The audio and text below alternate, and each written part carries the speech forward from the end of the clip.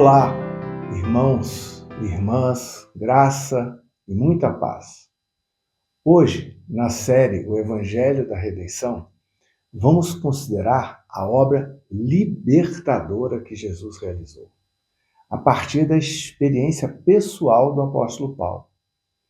Observe como o apóstolo testemunha a tensão entre angústia e alívio, presente nas suas palavras e coração, quando escreve: Como sou miserável! Quem me libertará deste corpo mortal dominado pelo pecado? Graças a Deus, a resposta está em Jesus Cristo, nosso Senhor.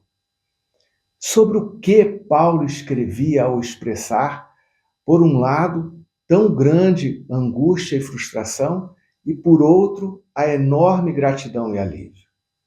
Na carta aos Romanos, o apóstolo explica o Evangelho, a boa notícia da solução divina para o problema fundamental do ser humano, que é a alienação de Deus, a separação de Deus por causa do pecado. Jesus Cristo, por meio de sua obra redentora, libertadora, nos livra da condenação do pecado, concede perdão e nova vida, uma nova vida que é vivida em união com Ele no poder da sua ressurreição. A angústia e frustração que Paulo expressou é o sentimento de todos aqueles que veem a beleza da vida que Deus concede e percebem que não dão conta de vivenciar pelas suas próprias forças essa nova vida. É nesse sentido que Paulo grita: miserável que eu sou, quem me livrará? E logo em sequência exulta dizendo: graças a Deus por Jesus Cristo. Você já se sentiu assim?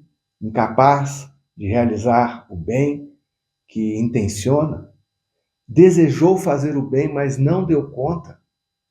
Ou às vezes falou ou fez algo que não queria fazer, falar e acabou fazendo mal, machucando alguém? Entre a sensação de impotência e incapacidade, de dizer miserável que sou e quem me livrará, e declarar graças a Deus por Jesus, aconteceu algo. Paulo teve uma percepção, uma revelação que o libertou, que deu a ele forças e esperança para seguir em frente. Vamos considerar esses dois brados, esses dois gritos de Paulo que expressaram sua angústia e a sua libertação. O primeiro brado: socorro, quem me libertará? Considere os sentimentos que atravessaram o coração de Paulo. Ele sentiu que não tinha domínio próprio sobre o mal que não queria fazer. Por exemplo, a cobiça. Ele percebeu o pecado em si. Não consegue transformar os desejos bons que tem em comportamento bom. Ele percebeu que era carnal, vendido, inclinado para o pecado. Paulo descreve uma tensão dentro de si, entre o que deve fazer e o que ele faz. Ele conhece as exigências da lei divina, mas não tem forças para cumpri-las. Por isso, Paulo diz que se sente miserável e deseja ser liberto dessa condição. Ele quer agradar a Deus. Mas, antes de tudo, é preciso situar esse grito, esse brado de Paulo dentro da carta aos Romanos. Aqui, na leitura e estudo dessa carta, vimos que o apóstolo explicou o problema humano. Todos pecaram e estão destituídos da glória de Deus. Ou seja, o ser humano foi desfigurado pelo pecado, separado da sua fonte de beleza e graça, que é Deus mesmo. Logo em seguida, Paulo explica como Deus nos reconcilia consigo mesmo por meio de Jesus Cristo, como Deus nos perdoa, nos aceita e nos integra na família dele. Agora, no miolo da sua carta, o apóstolo explica como desenvolvemos a nova vida conectados com Deus. Como é o processo em que Deus restaura a beleza e a glória divina no ser humano. Quando Paulo declara que se sente miserável, ele precisa de libertação, socorro, ajuda. E é em relação à santificação, em relação à vivência dessa nova vida. Ele percebe que não dá conta por suas próprias forças e precisa de poder, o mesmo poder que o salvou e reconciliou com Deus para viver uma vida santa. A constatação é que não dá para viver uma nova vida na base da velha pessoa. Para viver a nova vida é preciso de um novo poder, o poder da ressurreição.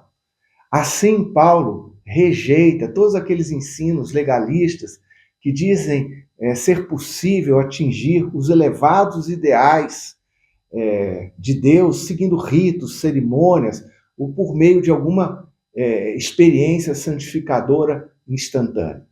Os perfeccionismos religiosos só fazem adoecer, e aqueles que imaginam alcançar a perfeição moral acabam sendo pessoas adoecidas e arrasadas. Foi o que aconteceu com Paulo, e é por isso que ele clama por socorro e libertação.